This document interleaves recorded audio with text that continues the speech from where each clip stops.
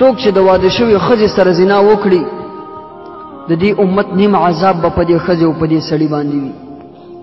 یعنې د ټول امت پوره عذاب به راجمع کړی شي، نیم عذاب به په دې ښځې او په دې سړي باندې وي.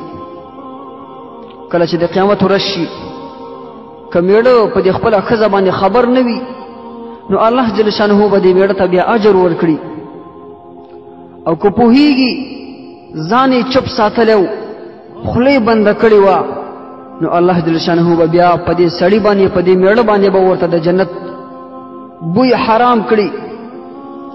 ځکه الله جل شانه د جنت په دروازه باندې لیکلی دي اے د جنت دروازې ته په دوس باندې حرام ای، او دوس هغه څوک دی چې ښه ورته پته ای چې ښځه یې غلط کار کوي، فحش کار کوي، او دا غلی ناست وي، ځان یې چوپ نیولی وي، غیرت نه کوي په خپله ښځه باندې، په دغسې سړي باندې به بیا د جنت بوی حرام وي. عاجزانو ورونو، څوک چې په پردۍ ښځه باندې د شهوت د وجې نه لاس کیږدي د قیامت په ورځ باندې به یې لاسونه غاړې ته تړل شوي، او که څوک یې ښکل کړي شونډې به یې په اور باندې وداغل شي، او که زنا ورسره وکړي نو هر اندام به ګواهي کوي. الله جل شانه به زناکارو ته په غضب باندې وګوري، د مخ غوښې به یې توی شي، زناکار به منکر شي، یا الله ما څه نه دي کړي، نو ژبه به ګواهي ورکوي چې یا الله دې بنده په ما باندې غلطې خبرې کړي دي، او دغه شانتې لاسونه به ګواهي ورکوي یا الله دې بنده په ما باندې حرام اخیستل او حرام نیول کړي دي، سترګې به ګواهي ورکوي یا الله ما حرامو ته وکتل، او دغه شانتې پښې به ګواهي ورکوي یا الله زه حرامو طرف ته بوتلمه، شرمګاه به ګواهي ورکوي یا الله په ما باندې زنا وکړله. الله جل شانه فرمایي اليوم نختم على افواههم وتكلمنا ايديهم وتشهد ارجلهم بما كانوا يكسبون. په دغه ورځ باندې مونږ به په خولو باندې مهرونه ولګو، هر اندام، هر عضو، هر یو ځای به په خپله باندې ګواهي ورکوي چې ما فلان کې کار کړی دی. یوه ملایکه به ووایي یا الله ما واورېدل، بله ملایکه به ووایي یا الله ما ولیکل، او الله جل شانه به ووایي ما هر څه ولیدل، پرده مې ستاسو وکړه، ستاسو دواړو باندې ما په دنیا کې پرده واچوله. بیا به الله جل شانه فرشتو ته ووایي اے ملایکو وینیسئ او زما عذاب ورباندې وسکئ، زما قهر په هغو خلکو باندې ډېر زیات دی څوک چې زما نه حیا نه کوي.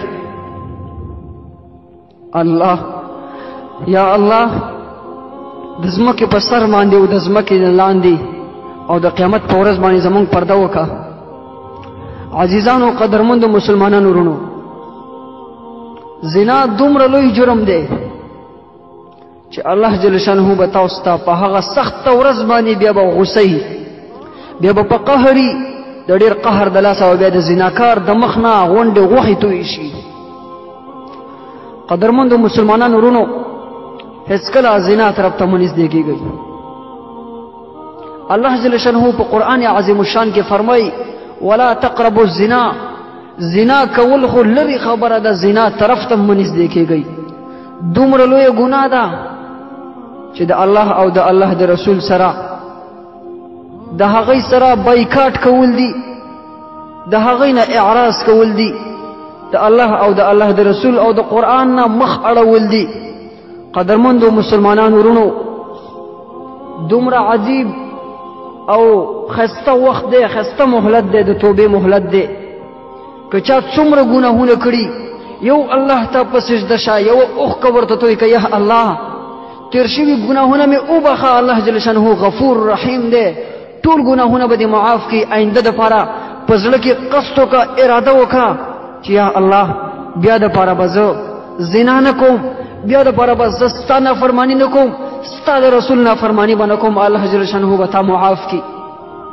قدرمندو مسلمانانو ورونو، دا د توبې وخت دی.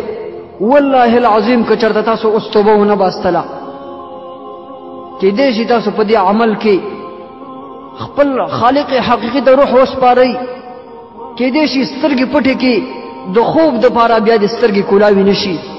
بیا چې د قیامت په سخته ورځ باندې الله جل شانه ته سترګې کولاوي، خالق حقیقي ته سترګې کولاوي، بیا به هلته څه جواب ورکوي؟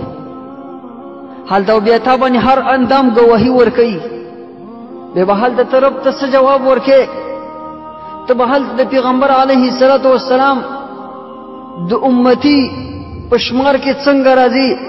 پیغمبر علیه الصلاة والسلام به په حوض کوثر سره ولاړي، خلکو ته به اوبه ورکوي، خپل امتیانو ته به اوبه ورکوي. چې کله ته ورنږدې شي تا ته څنګه اوبه درکوي، په منځ کې به هم فرشتې حایل شي. پیغمبر علیه الصلاة والسلام هغه به وایي امتی امتی، زما امتی دی رانږدې کوي ما ته چې زه اوبه ورکم. فرشتې به ورته وایي چې یا رسول الله نه نه، هېڅکله اوبه ورته مه ورکوه، ته خو خبر نه یې د کم کم کارونه کړي دي، ستا نه اعراض کړی و، د الله د کتاب نه اعراض کړی و، ستا نافرماني کړې وه.